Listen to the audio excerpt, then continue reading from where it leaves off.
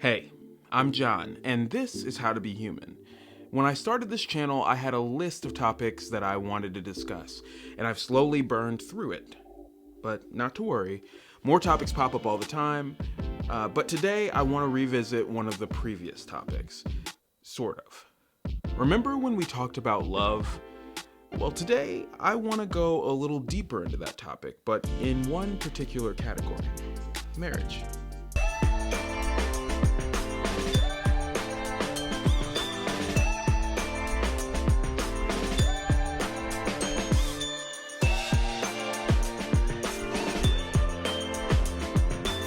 Okay, so I should preempt this topic by saying that I have been married around 5 years.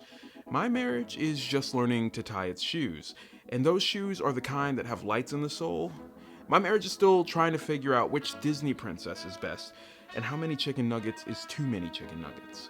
The point is, I'm no expert, but I have some thoughts on how to keep a marriage together at least this long. So, here's what I've learned. Number 1. Marriage has a purpose. By this point, you know that I am big on purpose. Essentially, purpose gives us direction. It helps us set goals so we don't just wander through life aimlessly. And people need this. Without something to strive for, we can get depressed or turn to some unsavory pastimes, and even just turn into a-holes.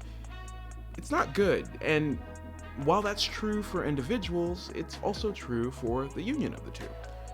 But I don't think that the purpose of marriage is talked about all that much.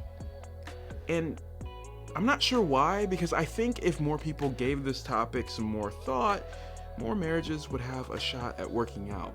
I'm not claiming to have all this figured out, but I think marriage exists to be the most intimate relationship that two people have in their entire life. It should affirm the value and dignity of each party. Both individuals should seek to help one another become better versions of themselves. Both parties should be willing to make sacrifices for one another. It ought to be the ultimate commitment, not just like a pinky promise, but like a whole self promise. Number 2.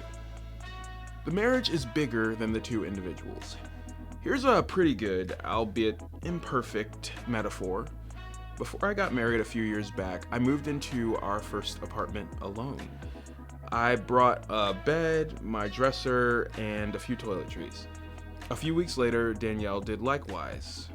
We were two broke individuals who, up until our wedding day, had mostly existed as such. We bought our first couch together, and after that, our first TV, and so on and so forth. Before long, our entire apartment was furnished. Now, several years and several homes later, it took an entire moving truck to move us into our new house. We went from having 5 pieces of furniture total as individuals to having an entire house worth of possessions. And 95% of those items we purchased together. So what am I saying? On our own, we probably wouldn't have near the amount of stuff we do now, but together, we were able to do more. I'm not advocating for buying a ton of stuff, and I'm certainly not saying that material possessions equate to success. The things are a metaphor for what I think happens when people work as a team. They are able to accomplish more together than they would apart. And seeing marriage as an entity unto itself helps individuals not to get wrapped up in self-centered thinking. And all that builds on the first thing that I mentioned. With the purpose in mind, 1 + 1 can equal far more than 2. Number 3. Marriage isn't for you. Okay, so it kind of is, but maybe we shouldn't think of it that way. Without a doubt, I gain so much from having a wife as wonderful as mine. However, if I wake up every day trying to see what I can get out of her, I probably won't have a wonderful wife for long. We're a team. And remember our definition of love. It's the willful and active, sacrificial pursuit of the well-being of another or oneself. We made a vow to love one another, which means that each of our focus should be on, well, each other. This comes into play more than you might think. For instance, one of us has a potato habit, And that means that if we're gonna split a large fry, she gets 60% of the fries. But if there's 5 pieces of bacon left, then she usually gives me 3 and takes 2 for herself. But it isn't just compromise for the sake of compromise. In marriage, each sacrificial act shows the other person that you are doubling down on that initial promise. And in so doing, the marriage grows stronger and you end up getting back more than you might expect. Number 4. Marriage still has boundaries. In the best of all possible worlds, this thing is for life. But that doesn't mean you have to be up under each other all the time. I think we all know a couple that could maybe use some time apart. I don't mean like a divorce or a separation. I mean, one of them picks up a hobby and goes to a pottery class, and the other goes out for drinks with their friends. The thing to remember is that each person has their own interests, and those things are often what made each of them attractive to each other in the first place. My wife is a baker, and I like to make stuff.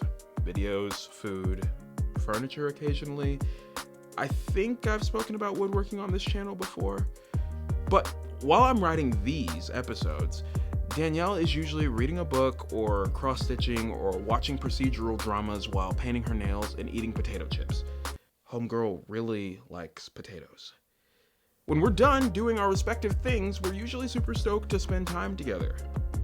But there's another component to this. It can be really easy to take the commitment for granted. Now that you've put a ring on it, it can feel like you can force the other person into doing stuff that they're not super into. Don't do that. Remember, marriage is for the other person. Check in with each other and make sure that both of you are choosing to sacrifice for one another and not doing so out of obligation. That could build resentment and distrust. Number 5. Marriage doesn't have to be hard. Without a doubt, 2 people creating a life together has its challenges, but hopefully they like each other, and that will work wonders. I love you and I like you. I love you and I like you. If you're thinking about getting married and you don't like the person you're marrying, maybe don't do it. To some people, that may seem crazy, but some people get married without giving it much thought all the time. Just look at the chapels in Vegas. If it's hard for you to do nice things for others, don't get married. If you are bad at communicating with your significant other, figure that out, or maybe don't get married. If you don't like compromise, don't get married. If you're change averse, don't do it. People change, and you gotta be flexible. If you're unable to forgive easily, work on yourself and get married a little later. If you sleep with a fan and your partner doesn't, run in the opposite direction. If you replace the toilet paper in different ways, get out of there. If she has a really strong toenail that stabs you in your sleep, get a bigger bed or don't commit. In all honesty, those last few were not super serious. The truth is that marriage can iron out some of the rough spots in all of us. Understanding that each of us is broken is half the battle. Just be patient with one another. One of my favorite songwriters puts it this way.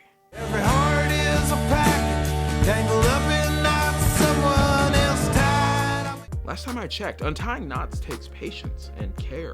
And one of the greatest authors to ever live puts it this way.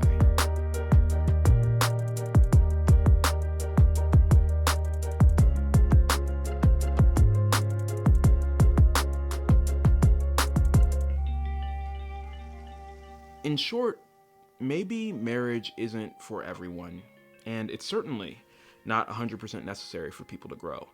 Hardships and friendships alike can do that. But if you found someone who you can be kind to, whom you can be patient with, whom you're willing to sacrifice for, whom you will not murder for putting her cold feet on you in bed, maybe give it a shot.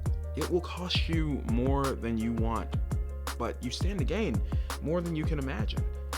Marriage is a change agent. And when you get married to a person, you are more or less saying, you're cute, and I trust you with the keys to my life. That's a big, hairy deal. Being married has meant the death of me in many ways, but some of those parts had overstayed their welcome anyhow. I know I'm better for having made that commitment 5 years ago, and I hope she would say the same. Because as we've said before, growth is a vital part of how to be human. All right, so that was my second time shooting that. The last time I realized that my desk was a disaster. So I cleaned it up a little bit for you guys.